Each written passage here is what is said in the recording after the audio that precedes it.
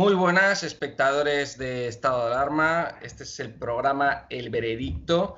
Hoy tenemos una mesa de lujo con 4 abogados que nos van a hablar de los casos más relevantes que están teniendo lugar en estos momentos en nuestro país. Vamos a hablar concretamente de 3 casos que nos han parecido bastante relevantes, como son, por ejemplo, el caso de la extradición de Alex Saab, ese dudoso empresario al servicio del tirano Nicolás Maduro, que parece ser que va a ser extraditado a los Estados Unidos.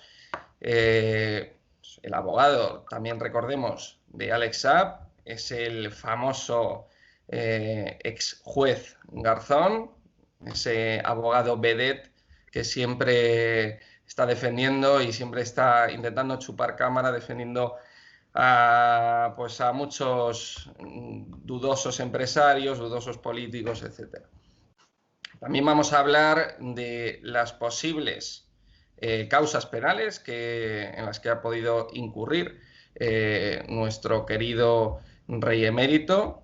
A pesar de que sea nuestro querido rey emérito, creemos que también es un tema importante del que hablar, porque recordemos que fue el antiguo jefe del Estado de España.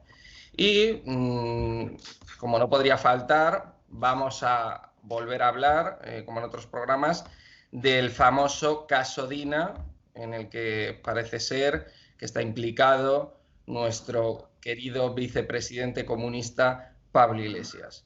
Entonces, paso a presentaros a los tertulianos, a los ponentes en este programa. Tenemos con nosotros a Agustín.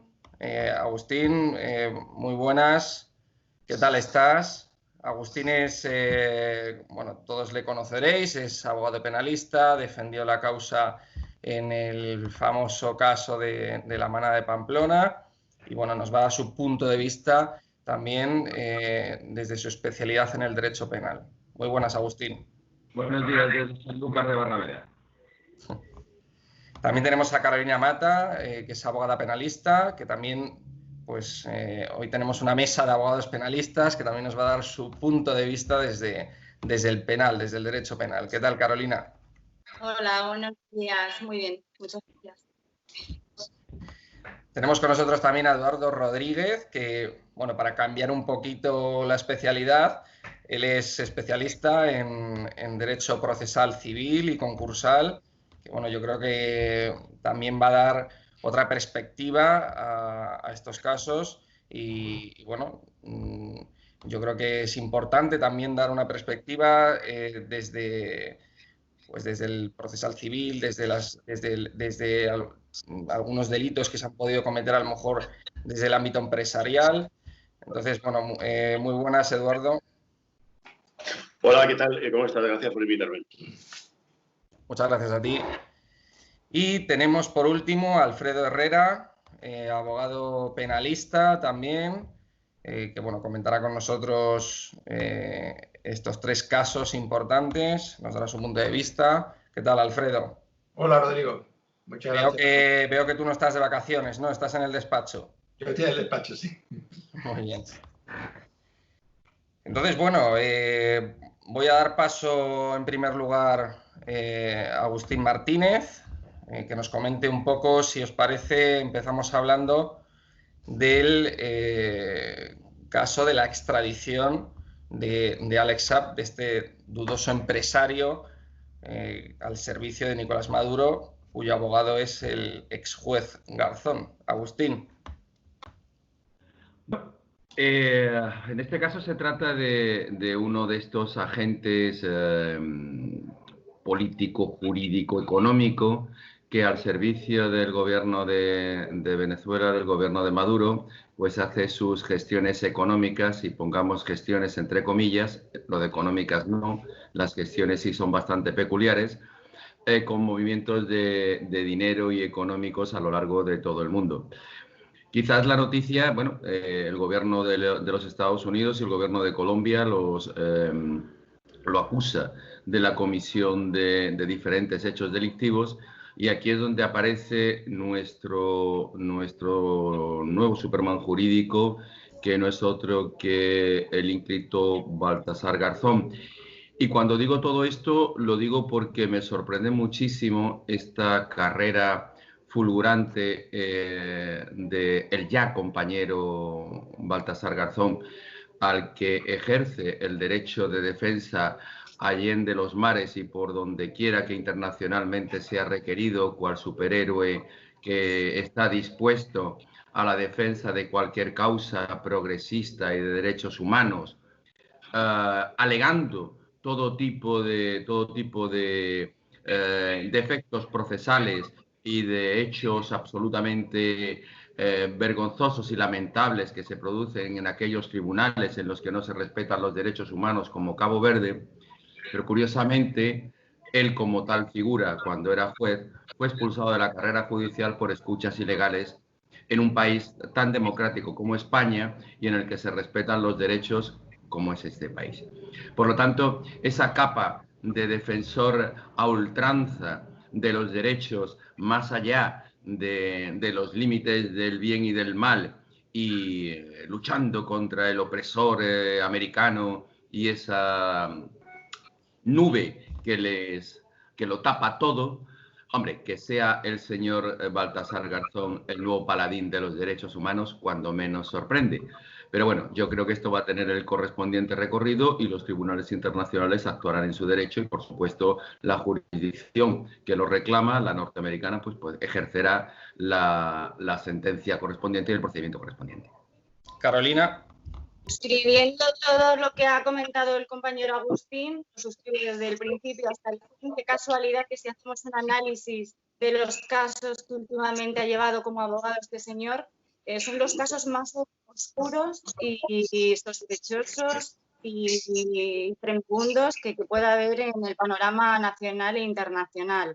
Qué casualidad también que este señor sea el amigo íntimo de nuestra fiscal general y tan afín al Partido Socialista que lleva este tipo de asuntos y estas defensas tan oscuras que la verdad que me ponen los pelos de punta.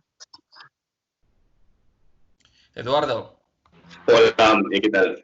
Pues nada, corroborando lo que ha dicho mi compañero Agustín y mi colega, creo que es muy notable remarcar que el señor Garzón, cuando era juez de la Audiencia Nacional, envió una carta al señor Botín firmando como juez instructor de la Audiencia Nacional, pidiéndole dinero para vivir en Nueva York.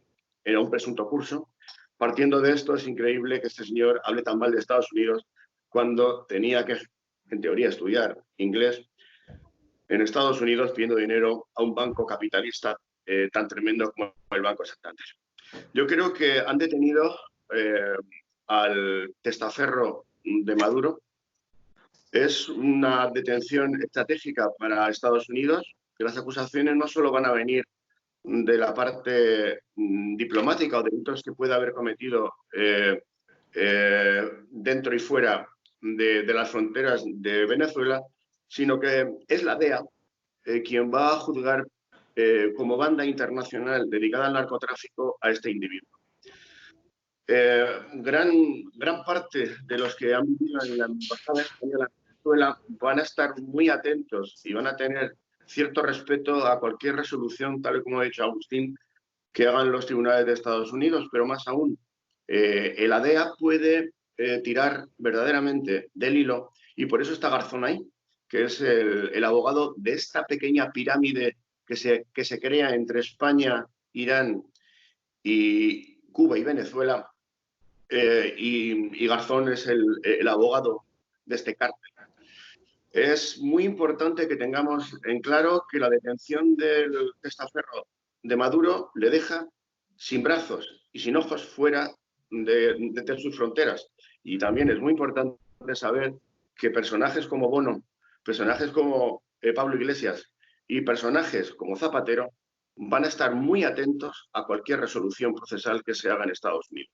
Por lo tanto, la detención no es pequeña, es una detención creo que muy importante Y en Estados Unidos, como se dice habitualmente, el derecho penal le hará quitar y tirarán del hilo. Yo de Pablo Iglesias, de Zapatero y de Garzón no estaría muy tranquilo. Alfredo. Bueno, yo estoy de acuerdo con los compañeros, pero fijaros, yo haría un análisis un poco general, si me permitís, ¿no?, en lo que respecta a la intervención de Garzón. Lógicamente, el derecho de defensa es absolutamente libre, la decisión de abogado, y un abogado no tiene por qué identificarse con el delito que está defendiendo. Pero yo haría una salvedad en lo que respecta a los jueces, magistrados que entran o se ensucian con la política. Porque siempre he considerado muy positivo, y permitidme este análisis, que magistrados se introduzcan, se impliquen en el tema político, porque siempre he considerado, y estoy hablando en pasado, he considerado, ya he cambiado de opinión, que era muy positivo porque introducía un plus de ética y moralidad, ¿no? Fijaros que en el actual gobierno español tenemos tres ministros jueces, como son el de Interior, el de Defensa y el de Justicia. Y desde luego nosotros, cuatro que somos juristas, seguro que a mis compañeros como a mí nos sorprende cómo se olvidan de esa ética que se les suponía y están comulgando con barbaridades jurídicas como está haciendo el actual gobierno. Pero no solamente Marlaska, que es muy evidente, los otros dos también por consentirlo. Eso es algo que a mí me llama la atención. Y en el caso de Garzón, claro, lógicamente él es abogado y puede elegir la defensa de quien quiera. Pero, hombre, una persona que se ha significado por la lucha de los derechos humanos y tal, que ahora se implique en la defensa de un régimen político que es uno de los más atroces junto con el Corea del Norte en la historia actual, pues no deja de sorprender, por cuanto siempre ha venido defendiendo pues derechos humanos y tal, ¿no? Así que es todo mentira, ¿no? Es decir, esto es todo es una pantomima, todo es una postura, y cuando realmente se les ve su cara es cuando se dedican a la vida privada y dejan su judicatura.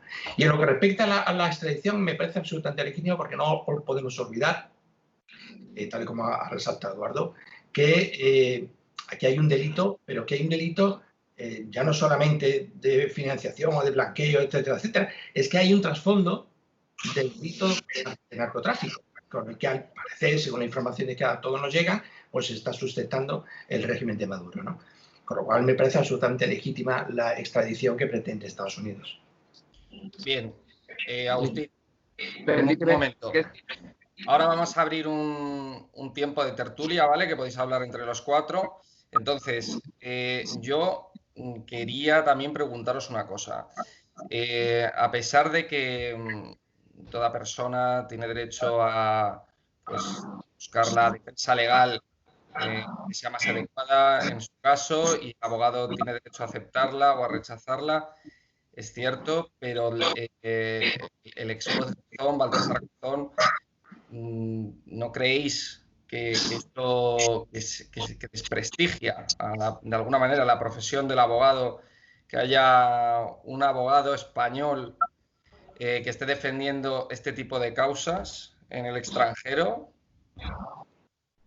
Vamos a ver, permíteme, porque es que yo no creo que quizás el planteamiento de la pregunta igual no es suficientemente bien formulada, en el sentido de que un abogado ejerce su trabajo como tal y no tiene ningún tipo de limitación ni ningún tipo de vinculación con el hecho delictivo que se relacione más allá de su nacionalidad. La cuestión está en que realmente creo que la persona indicada para defender al gobierno venezolano y a sus adláteres es el señor Garzón, sin el menor género de dudas. Y lo digo porque leyendo o releyendo los términos durísimos de la sentencia del magistrado Miguel Cormenero en relación con su actuación procesal en España, él indicaba, y les leo literalmente, que las prácticas realizadas por el señor Garzón recuerdan a tiempos, no son admisibles en tiempos actuales y solo se encuentran en regímenes totalitarios, en lo que todo se considera válido para obtener la información que interesa al Estado. Es decir, ¿Qué mejor persona para defender a un Estado totalitario como el venezolano que alguien que en el Estado español ya hacía prácticas como escuchar a letrados para obtener información en el procedimiento penal? Permítaseme la ironía, pero en el fondo pienso que, independientemente de otros conceptos, el señor Garzón se ha creído su propio papel. Y hay dos cuestiones que me escandalizan profundamente. Que en determinados medios de comunicación de este país se le siga llamando juez Garzón. No, no es el juez Garzón. En todo caso es un abogado en ejercicio. Dejó de ser juez, y dejó de ser juez por incumplir y por quebrar la legislación de este país, ya que está tan de moda recriminar a personas, pues vamos a hablar del rey, por sus comportamientos poco éticos. En este caso no es que haya un comportamiento poco ético, sino que hay un comportamiento ilegal cometido por un magistrado, lo cual es especialmente grave. Y en relación a lo que decíais ustedes, Eduardo, concretamente, a la trama venezolana, aquí en España lo que suele ocurrir es que las noticias se volatilizan con mucha velocidad.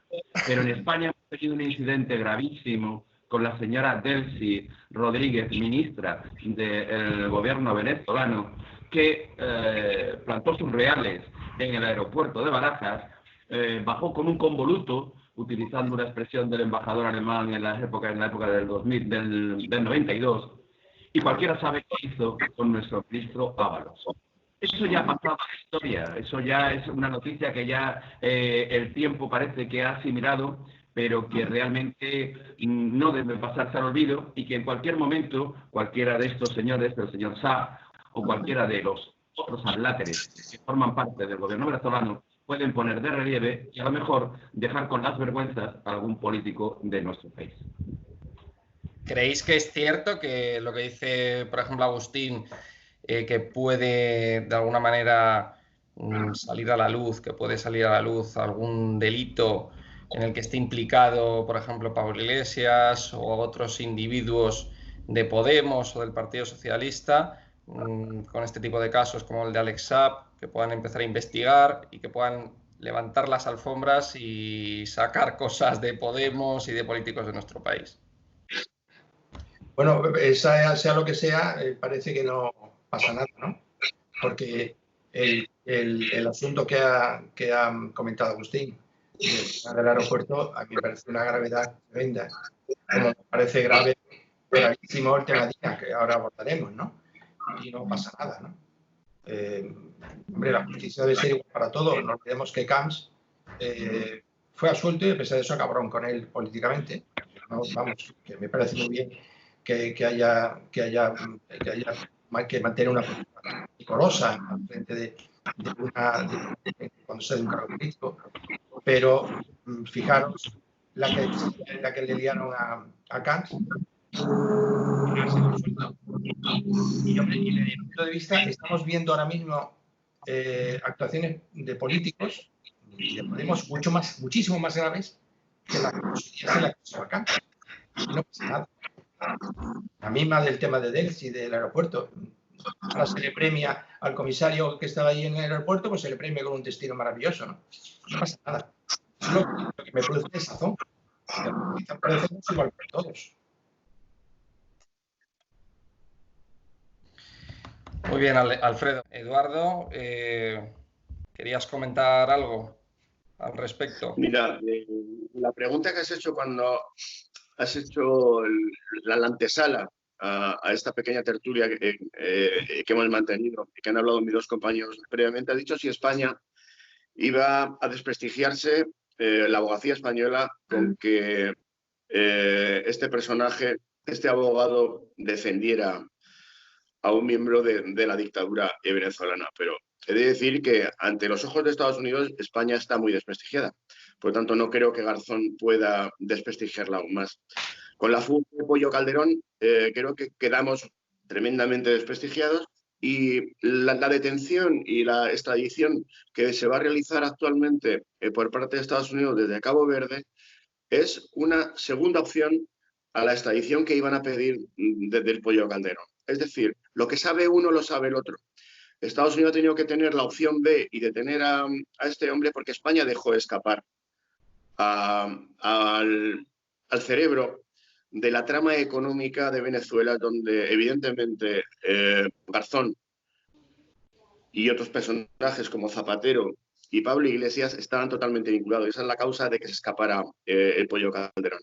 Ahora se va a retomar ese hilo, se va a tirar del hilo de Estados Unidos y, como he dicho antes, se va a destapar una gran trama, pero no solo relacionada con Podemos y con España, que para eso se va a encargar la Fiscalía de Bolivia y de Ecuador, con la que se va a enlazar Estados Unidos, que está pendiente de lo que la DEA, que tiene unos informes preparados, pueda poner en marcha, sino lo que vamos a ver es cómo se destapa una trama internacional en la que China, que es la que está acogiendo a todos los hijos de Maduro y parte de las fortunas que tienen, que las tienen en Shanghái, donde viven actualmente y que utilizan como base de operaciones, va a destapar Irán con sus bases económicas y petrolíferas en Venezuela, y va a destapar a Cuba. Es decir, aquí vamos a tener, con la extradición de este personaje, vamos a tener la información que nos hurtaron cuando dejaron escapar a Pollo Calderón. Por lo tanto, es muy importante que sepamos que España no se va a desprestigiar más, estamos muy desprestigiados, y no creo que lo de Delcy vaya a quedar simplemente en una noticia, sino que se va a potenciar por parte del juez de Estados Unidos, que vea en la causa la acción del Ministerio de Fomento español y sobre todo la actuación del gobierno español. Yo creo que va a ser muy interesante, tremendamente interesante, las deliberaciones que se produzcan y los interrogatorios que en Estados Unidos se realicen a este extraditado. Bien, yo quería continuar con el tema del rey emérito Juan Carlos I, que bueno, unos dicen que ha huido, otros dicen que se ha exiliado, otros dicen que se ha ido, otros dicen que nos ha abandonado, y bueno, parece ser que se ha ido a República Dominicana, pues como un retiro jubilar en la República Dominicana.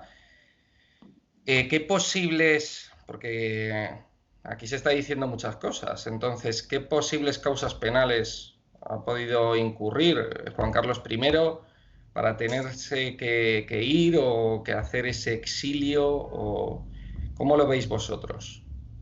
Agustín, por ejemplo. Yo en primer lugar, yo creo que uno de los grandes problemas de la comunicación en este país es la perversión del lenguaje. Y la perversión del lenguaje lleva a trasladar a la opinión pública más o menos formada diferentes conceptos que la acaban confundiendo. En primer lugar, aquí no ha huido nadie. Punto primero.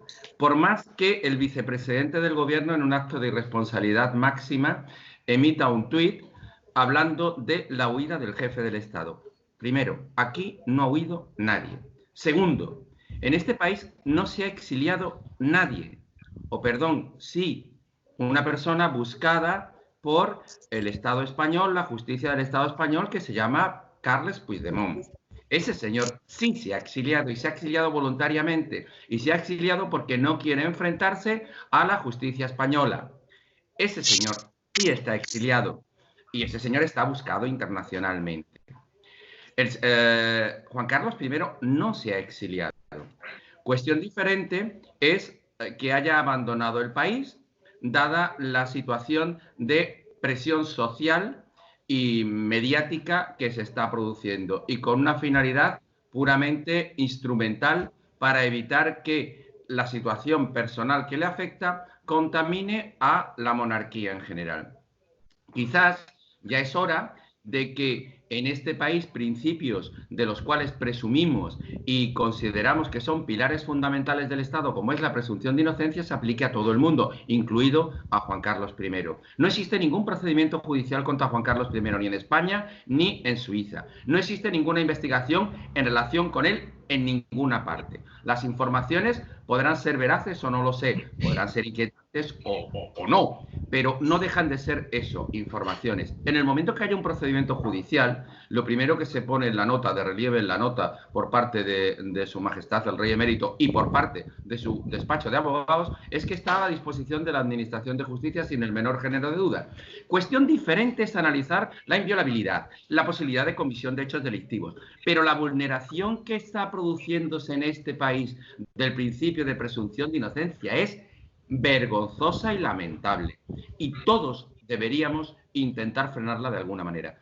Y más con este caso, con Juan Carlos I, que entre otras de las virtudes que puede tener es, sin lugar a dudas, haber creado el Estado de Derecho, haber formado parte de la creación del Estado de Derecho desde la ley a la ley. Él pudo haber sido un monarca, digamos, siguiendo los criterios de la dictadura y aplicando las leyes fundamentales del Estado, y lo primero que hizo fue hacer una cesión total de todos los poderes que esa ley le otorgaba y modificar la estructura de este país para convertirlo en la supuesta democracia en la que nos encontramos.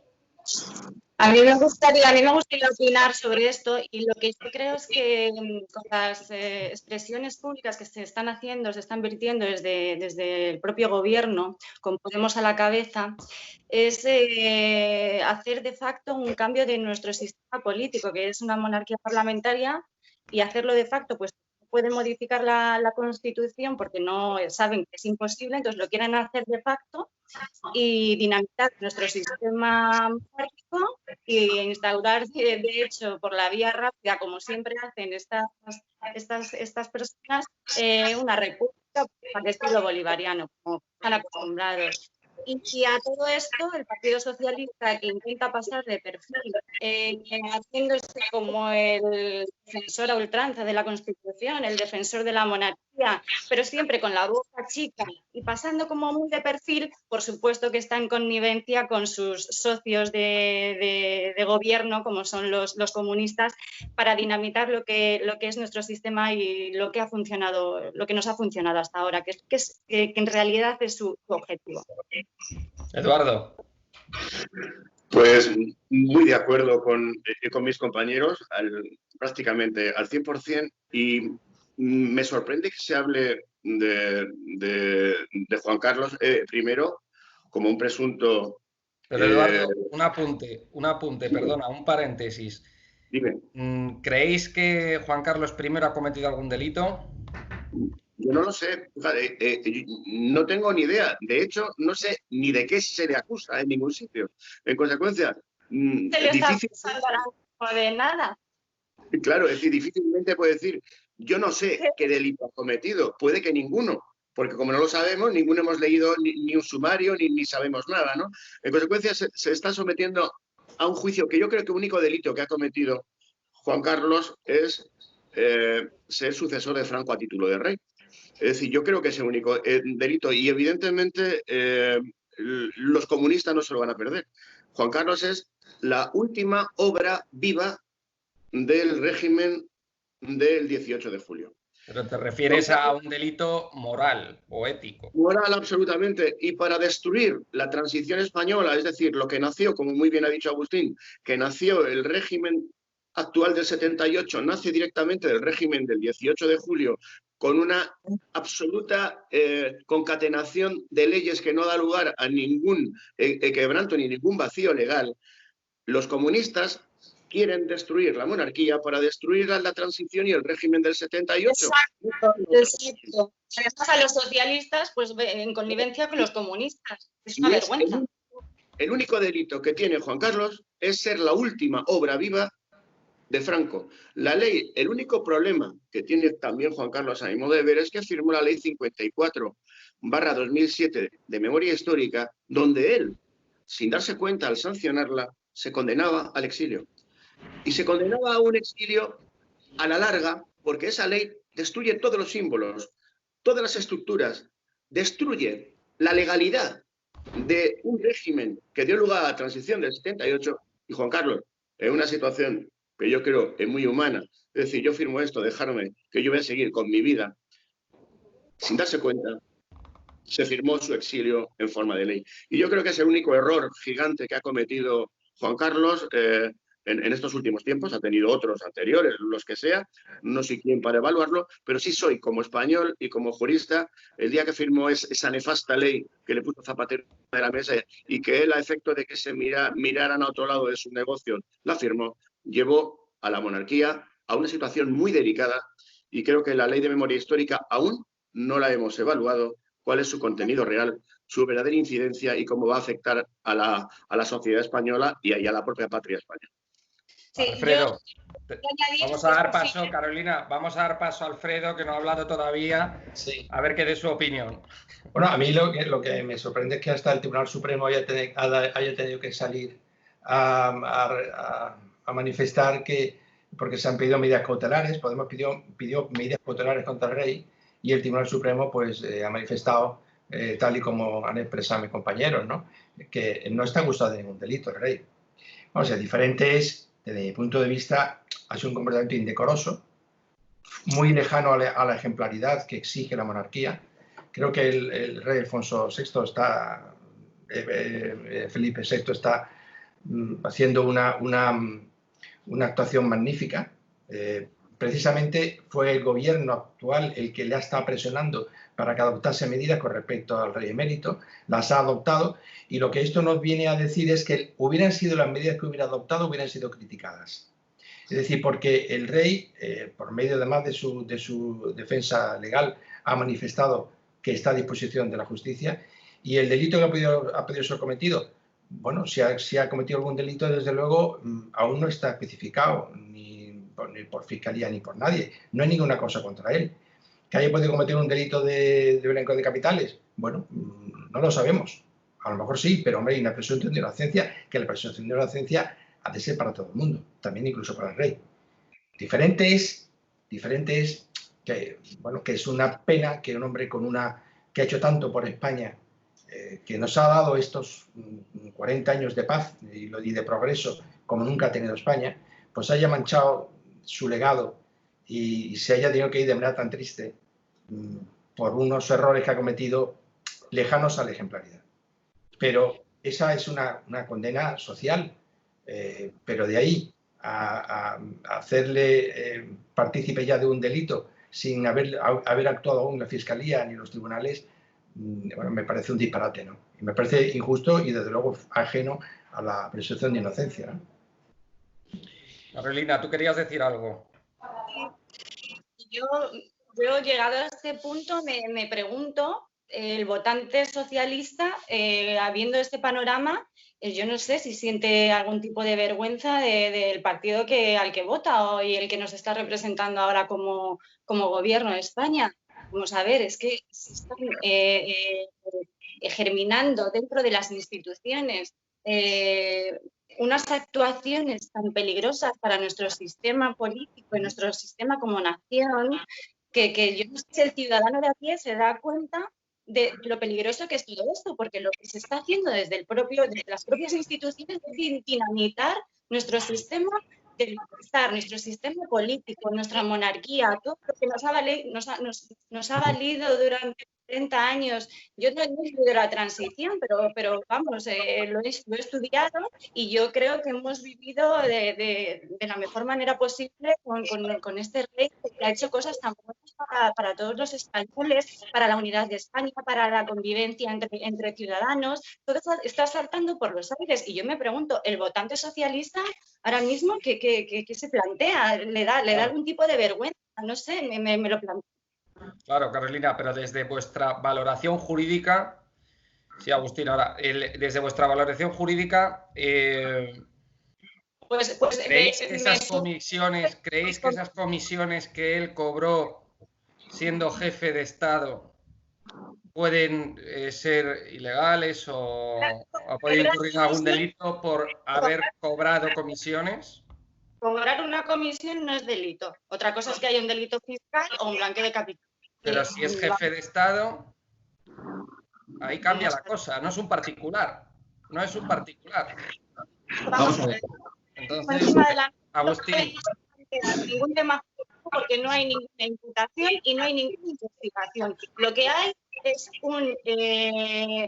un ataque directo público y encima por parte de la propias instituciones. ¿Cómo puede ser posible que Echenique se esté pronunciando en contra de nuestro sistema? ¿Cómo es posible que el vicepresidente del gobierno que ha jurado la Constitución y lealtad al rey esté incriminando a nuestro rey emérito? ¿Cómo es posible que permitamos todo esto? Mira, yo jurídicamente no me pronuncio porque, por supuesto, no hay investigación de la que pronunciarse. Eso empezando por ahí. Y las cosas claras, dinamitar desde los poderes, desde las propias instituciones del Estado, nuestro sistema político. Y es una vergüenza. Muchas gracias, Agustín. Yo coincido con el comentario que realizaba Alfredo en relación con que la figura de la monarquía, la figura del rey debe tener o debe presumírsele una moral intachable y ejemplarizante. Es decir, per se, la propia figura del monarca debe revestirse de esa autoridad que sin duda se la da su moralidad. Debemos igualmente entender que la monarquía tiene una función puramente simbólica y representativa, más allá de una labor arbitral y mediadora que se reconoce constitucionalmente.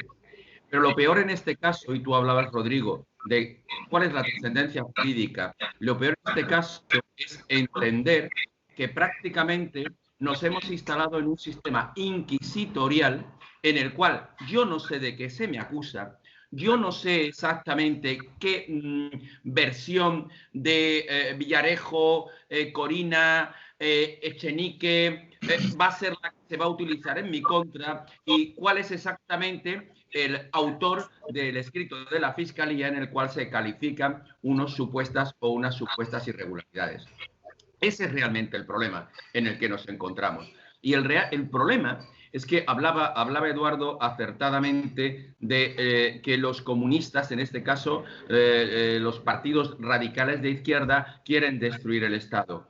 Y le tengo que llevar la contraria. No son los comunistas, son estos comunistas. Porque ha de recordarse que en el 78 la contribución del Partido Comunista para la creación del Estado democrático en la transición fue fundamental. Y fue tan fundamental que sirvió para estructurar de manera absolutamente democrática un país que venía de una dictadura en la cual los partidos políticos estaban perseguidos.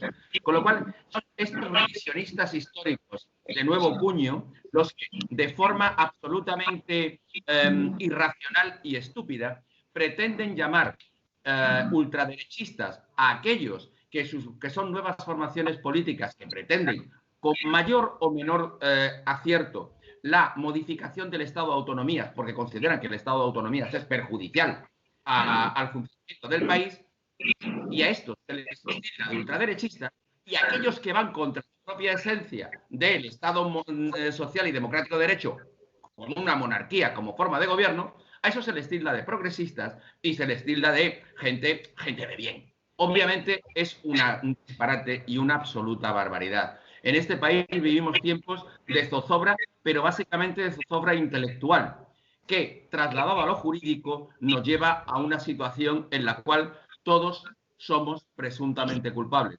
Recordaba ahora, hilándolo con el rey, permítaseme, dentro de es una curva demasiado cerrada, lo que le ha ocurrido a Plácido Domingo. Plácido Domingo, sin ninguna acusación, sin ningún procedimiento penal, sin absolutamente nada más que las declaraciones de varias señoras haciendo alusiones a diferentes hechos que han ocurrido in illo tempore y no sé ni determinar cuándo, prácticamente ha sido desprestigiado de una manera brutal sin ejercicio del derecho de defensa. Se me acusa de no sé bien qué y se me condena no sé bien por qué. Una verdadera tragedia. Yo creo que hay que verlo de otra perspectiva el asunto. A ver, creo que una gran parte de la población española, de la prensa y sobre todo del CNI, conoce desde hace muchísimo tiempo las actividades mercantiles, comerciales y comisionistas de Juan Carlos. Desde hace muchísimo tiempo, y recordemos aquella conversación de Felipe González en la que confesó que grababan al rey. Desde entonces, yo creo que los pasos de Juan Carlos y cualquier comisión que se haya llevado es conocido por el CNI. La gran pregunta es por qué ahora se saca eso que llevamos y conocíamos y todos sabíamos que existía y debe estar en los archivos. Puede que coincida con la llegada de Pablo Iglesias al CNI, puede que estos archivos sean necesarios sacar ahora para destruir a Felipe VI, puede que estos archivos que llevaban tanto tiempo guardados tenían fecha de caducidad, no lo sé, pero es evidente que todo lo que están alegando ya lo sabíamos, no es ninguna novedad, no afecta a Juan Carlos I, porque ya lo conocíamos de hacía muchísimos años, que cada operación que se hacía en pro o no de la nación española, ignoro cuántos negocios han salido redondos a favor de empresas españolas con su gestión, porque no lo sabemos. Pero lo que es evidente es que ahora están utilizando algo que no es noticia, algo que es muy antiguo, algo que no tiene sentido sacarlo ahora porque todos sabemos que existía y se hacía. ¿Por qué ahora? ¿Creéis que el motivo es acabar con la monarquía? La monarquía está sola y España está sola. Y nunca han estado igual. Y los marxistas están esperando como hienas a que España esté débil y la monarquía débil para saltar sobre ellas. Y no es otra cosa. Es decir, no es ninguna novedad absolutamente lo que estamos oyendo. Ya lo sabíamos. A mí me lo contaba mi madre cuando yo era pequeño, que Juan Carlos viajaba y traía negocios y se llevaba comisiones. Y mi madre no era del CNI. Es decir, lo sabemos todos. ¿Por qué ahora? Pues volvemos a lo mismo. Felipe VI está solo. No creo que haya mucha gente que dé ni una gota de sangre por él. Y ni Juan Carlos está muy solo. No creo que nadie le apoye en su exilio. Y si es inteligente, se irá a Estoril y dejará a este gobierno como la más vil dictadura y de resistencia política desde Estoril. Yo creo que es la mayor maniobra, el mayor servicio que puede hacer España es refugiarse de donde vino, desde Estoril, y volver cuanto antes y que sea su hijo quien le defienda. No tengo más que decir sobre este asunto. Es decir, el objetivo es acabar con la monarquía parlamentaria española. Había una periodista que yo estuve leyendo el otro día una carta que le dedicaba en una columna bastante interesante, que le decía, dirigida al rey emérito, que decía que volviese, ¿no? Que volviese a España, que aquí hay muchos lugares reales, muchos lugares reales donde poder pues hacer un retiro jubilar y digno de que se merece Juan Carlos I.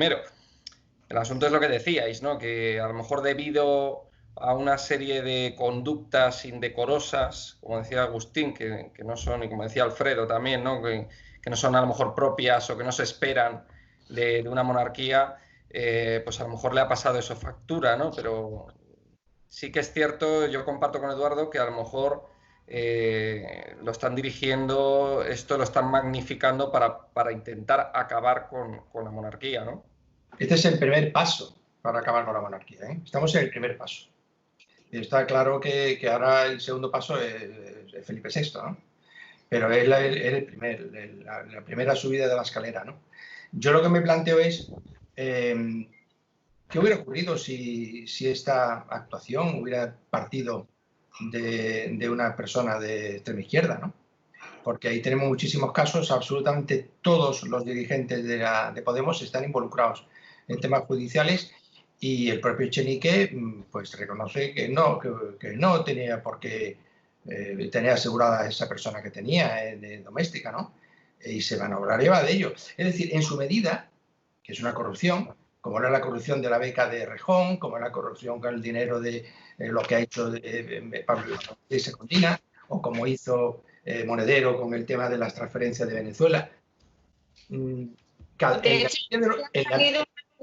Tribunal de Cuentas, ya salió una noticia del Tribunal de Cuentas que por lo visto hay facturas sospechosas en Podemos. Efectivamente, ha salido, sí. Pero fijaros que eso no pasa nada, o sea, que yo estoy efectivamente que la justicia debe ser implacable y está demostrándolo. Mira, tenemos a Rato en prisión y se lo merece. El Bárcenas en prisión se lo merece.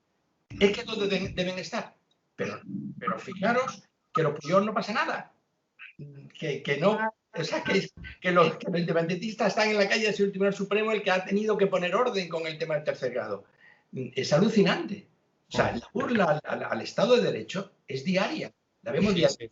Y la burla también está ahora con esta persecución al rey, Dice, bueno, que no tiene que haber ido al extranjero. Es que si se hubiera quedado aquí también hubiera dicho que no aquí, que se tiene que haber ido al extranjero. Le hubieran criticado por todos lados. Insisto, que no es una actitud ejemplarizante y que la mayor desgracia es el desprestigio para toda su vida que va a conllevar, que ya se ha olvidado. Parece ser que el rey comentaba a amigos suyos que los que tienen menos de 40 años lo van a recordar como el rey de la comisión, ¿no? Que sea una comisión y tal. Nosotros no, pues Carolina sí, lo recordarás como rey de la comisión, pero nosotros evidentemente lo vamos a recordar como una persona que hace la transición a la democracia, que fue fundamental. Y ha apuntado muy bien y muy acertadamente Agustín el papel del Partido Comunista, estoy totalmente de acuerdo con él, en que fue un papel esencial en la instauración de una democracia aquí en España. Y es que esos pasos fueron unos pasos magníficos.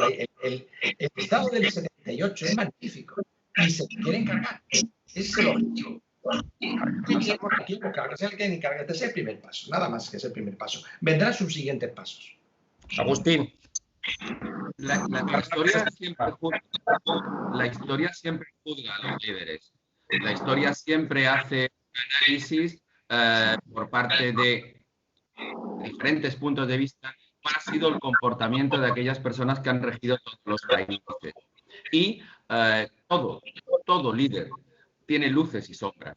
Todo líder tiene luces y sombras. No existen los Mahatma Gandhi, que hasta Mahatma Gandhi también tenía sus luces y sombras. Es decir, pensar que Nelson Mandela, que parece que es el paradigma pues también tenía sus luces y sus sombras. Y si no, que se lo pregunten a su señora. Claro, la cuestión está en que evidentemente ahora mismo todo uso político de esas cuestiones va mucho más allá de lo jurídico. Hablaba Eduardo de por qué ahora. Es que yo eso también tengo serias... contra eso podría oponerte y por qué no ahora. La cuestión está en que si se han cometido hechos que puedan ser delictivos y que puedan derivarse responsabilidad, cualquier momento es bueno. Cualquier momento es bueno para analizarse. Si no han prescrito o si han prescrito, es decir, habrá que analizarse. El intentar tapar con una manta, lo que decía Eduardo, todos conocían las aventuras o los diferentes escarceos que tenía económico-amorosos, en este caso Juan Carlos I, no hace nada bueno el hecho de taparlo cual manta que lo protege todo. Creo que no es así. Y fíjate, Eduardo, porque creo que es una reflexión es muy importante. Y en este caso es la actitud de Felipe VI. Creo que Felipe VI, más allá de lo que comentaba Alfredo, de que pueda estar actuando bien en relación a salvaguardar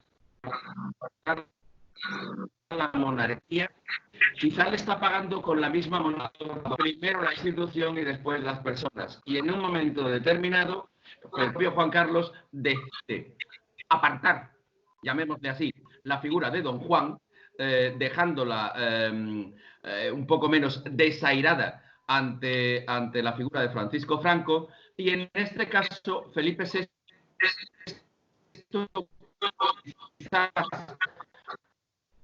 Agustín, para salvar su propia persona, en cierta medida la figura de su desairada a la figura de su progenitor, porque evidentemente parece que implícitamente con la propia actitud de la corona actual se está dejando al pie de los caballos al rey don Juan Carlos. Eduardo. Creo que Juan Carlos debe darle la batalla y Felipe también. Nos jugamos España.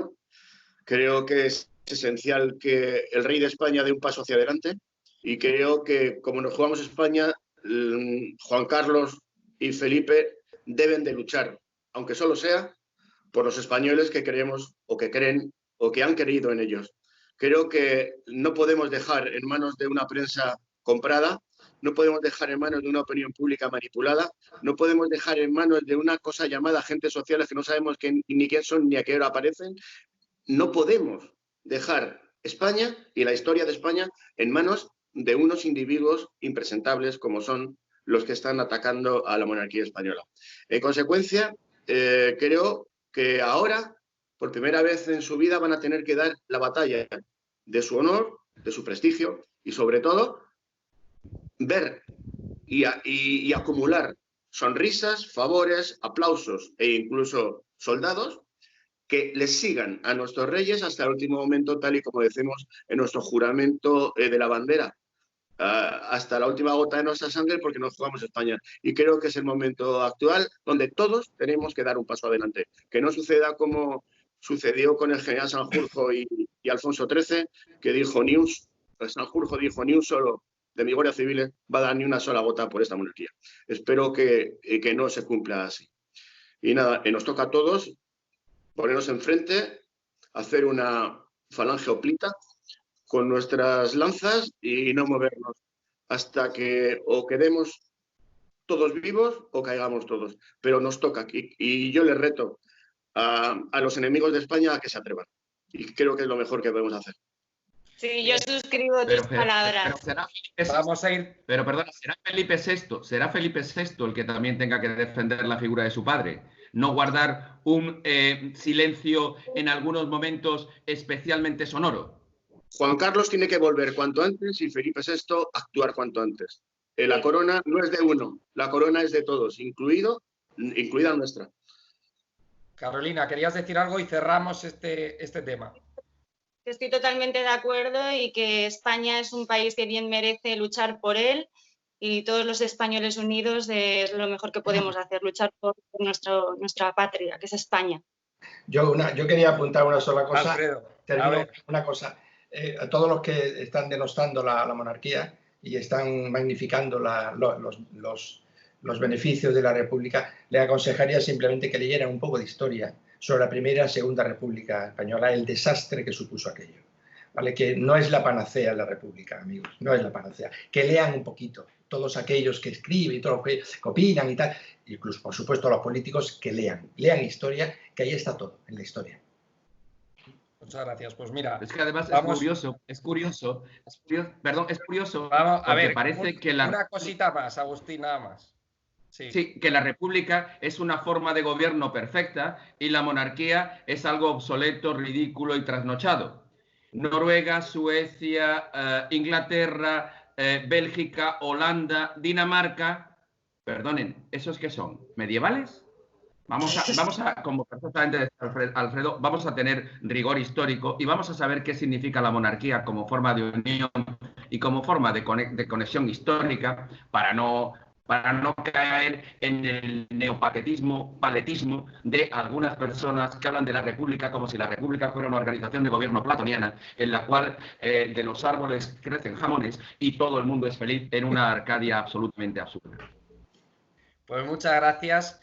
Cerramos este tema. Yo quería que valorarais ahora un tema que se ha hecho muy conocido, muy famoso. Antes hablábamos a raíz del asunto de la extradición de Alex Saab, hablábamos de algunos individuos de este gobierno, del gobierno social comunista.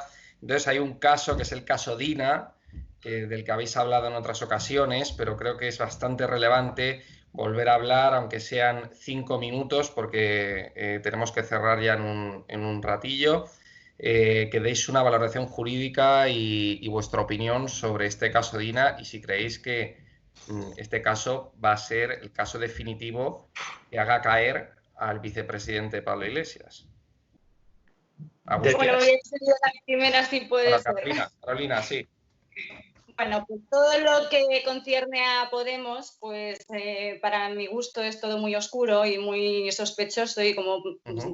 Claro, ejemplo de ello es que el juez Castellón no se está creyendo nada de lo que le están contando y que el juez está investigando porque realmente algo raro hay, algo oscuro y bueno, pues todo lo que significa Podemos y todo en lo que está involucrado Podemos, pues podemos comprobar que a la larga al final saliendo a la luz las sospechas y bueno, pues sospechoso esto. Os doy paso, Agustín. En esto voy a leer literalmente algo que me parece suficientemente expresivo y que está dicho, en este caso, por un compañero que ha sido duramente atacado y que ha tenido que, para salvaguardar su honor, atacar, que es en este caso José Manuel Calvente. Literal, desacreditar a una persona imputándole un falso delito de naturaleza sexual es una de las peores vilezas que existen. Y si encima eso lo hace un partido político, la ignominia no puede ser mayor. Ese es el caso Dina. Ese es el caso en el que la actual podredumbre moral en la que se está moviendo Podemos como formación política. Una formación política que a día de hoy simplemente se ha convertido en un altavoz de gente que no tiene el menor crédito, ni moral ni político, porque desde cualquier formación política se pueden defender todas las ideas.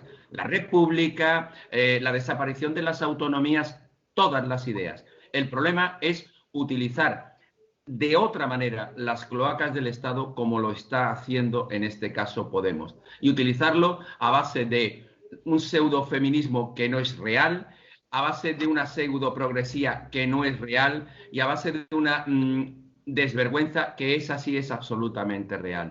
Ahora mismo Podemos, el caso Dina, puede perfectamente suponer, si los tribunales en este país se mantienen con un criterio firme, cosa que a veces tengo serias dudas, se mantienen con un criterio firme en el final de un proyecto que ideológicamente era interesante y que se ha convertido en una absoluta basura intelectual. Alfredo, Eduardo. Desde mi punto de vista es gravísimo el tema, ¿eh? Es gravísimo. Es decir, el compañero Calvente, que se ha visto, como bien ha dicho, sometido a la peor acusación que pueda haber hoy en día y más repudiable acusación que hay socialmente, y que se ha decretado que es falsa, se ha archivado la querella que le interpuso su ex compañera Flor, entonces maneje. O sea, que se ha acreditado, o sea, que es que era todo mentira. O sea, es una invención de Pablo Iglesias, que además tuvo un gran rédito para él, porque si hizo el periodo preelectoral, Podemos iba boca abajo. Alfredo, una cosita, perdona. Sí. Esto que se te ve cortado un poco, que se te vea bien. Ah, bien. No hables. Consiguió subir las encuestas, que es lo que pretendía. Pero que ahora se ha dedicado que era todo falso, eran pantallazos, es que la información está ahí. Es gravísimo. De verdad que es gravísimo. Yo no entiendo cómo tienen tanta desfachatez. Como por ejemplo, pues Isa Serra, ¿no? que pedía también ejemplaridad al rey, decía que asumiera las consecuencias de sus actos. Y fíjate, ella ahí aferrada a una sentencia y aferrada ahí a su cargo, ¿no? A su puesto por agredir a una policía. O sea, es la incoherencia personificada de Podemos. Es absolutamente incoherente. A mí me hace mucha gracia la policía patriótica. Han sido víctimas de la policía patriótica, que le encanta ese término a Pablo Iglesias. ¿Sabéis de dónde procede el término policía patriótica? ¿Sabéis quién creó esa denominada policía patriótica? Pues toda esta gente, el Villarejo, el García Blas, el Eugenio Pino, todos estos vienen de la que se denominó la promoción Pablo Iglesias. Pablo Iglesias es el fundador de PSOE. Que el PSOE hizo, pues en Felipe González, que metió su influencia tanto en el ejército, la judicatura, la modificación del Consejo de Poder Judicial y en la Policía Nacional. Y metió a toda esta gente que son los que han hecho todas estas barbaridades, que incluso llegaron hasta grabar al propio ministro del Interior del último gobierno de Rajoy. Es decir, que ellos hablan de policía patriótica cuando ellos crearon esa policía patriótica. Es alucinante. O sea, vuelvo a insistir, que la gente lea, que la gente se informe, que está todo ahí en la hemeroteca, en la historia, que lo vean. Me parece gravísimo. Es una desvergüenza y me pareció una desfachatez que saliesen de rositas. Como ha salido, al parecer, como va a salir con el caso del CIE, esto del aeropuerto, que han salido de rositas. Eduardo, y cerramos con Eduardo. Bien, ya que estamos hablando de cloacas, de ratas, estamos hablando de personajes siniestros. Estamos viendo que el juez García Castellón, que es un magnífico juez, por cierto, está descubriendo las alcantarillas de un partido. unas alcantarillas en las que hay ratas que son agentes marroquíes del rey marroquí, aquí actúan como republicanos y al servicio de dictaduras extranjeras. Estamos viendo cómo el lenguaje revolucionario, que es un arma que utilizan los marxistas, se está utilizando a un nivel tremendo, en este caso conocido por Dilma, y nosotros lo que tenemos que hacer es romper el mensaje. Debemos también utilizar la lengua como un arma revolucionaria y dejemos de llamar el caso Dilma, llamémosle el caso Pablo Iglesias, que es lo que más daño le va a hacer, y en realidad es el caso Pablo Iglesias. Yo creo que los periodistas y nosotros debemos de ayudar a la guerra revolucionaria de las palabras y llamarle el verdadero caso, que es el caso Pablo Iglesias, donde se le ha ido de las manos y se ha convertido un arma arrojadiza que querían utilizar para otros menesteres, se la ha convertido en una bomba explosiva que tiene en las manos y que no sabe qué hacer. Si antes hablábamos que la suerte de España está íntimamente unida a la corona, la suerte de Podemos está íntimamente unida a Pablo Iglesias. Y si el caso Pablo Iglesias revienta, nos hemos cargado a uno de los soportes de las cloacas y de las alcantarillas de la política española, y yo creo que con esto, cuando se hunde un barco, las ratas corren, y creo que incluso hasta Echenique sería el primero en salir. Pues muchas gracias, Eduardo, muchas gracias a todos, vamos a ir cerrando. Muchas gracias a Agustín Martínez, a Carolina Mata, a Eduardo Rodríguez, a Alfredo Herrera. Ha sido un verdadero placer teneros y poder compartir esta tertulia sobre algunos temas candentes de nuestra nación. Agustín, ¿querías decir algo? ¿Un último apunte?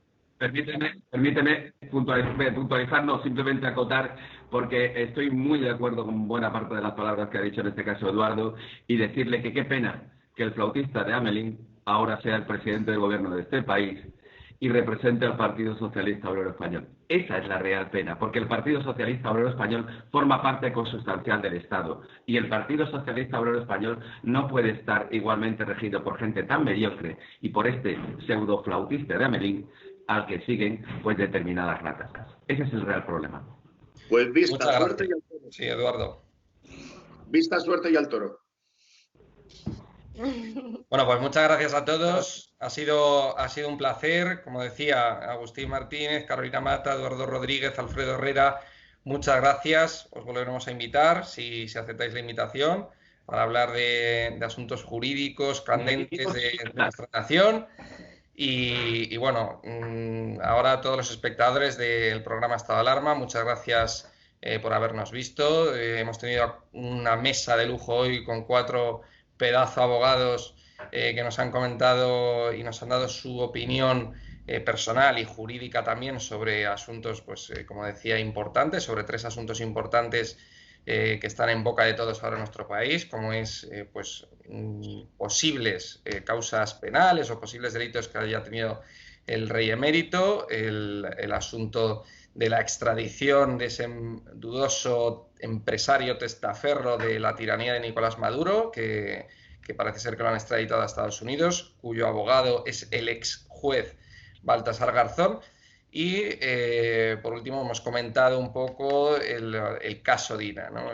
Algunas valoraciones sobre el caso Dina. Así que muchísimas gracias a todos los espectadores de Estado de Alarma, un saludo y viva España. Así es.